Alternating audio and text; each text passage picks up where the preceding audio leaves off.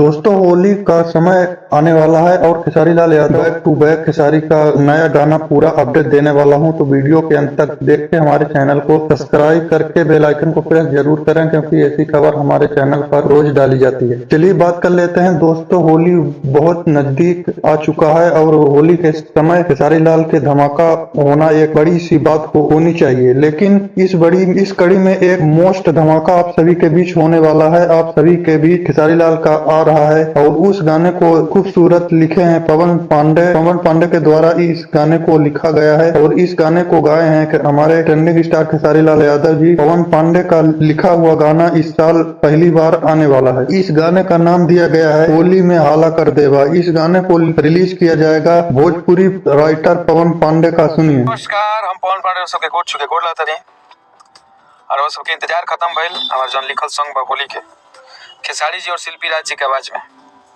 वो बात आनंद फिल्म से जनादि शक्ति के यूनिट बा। आनंद फिल्म से छूटा था 12 तारीख के, यानी कल छूटा था।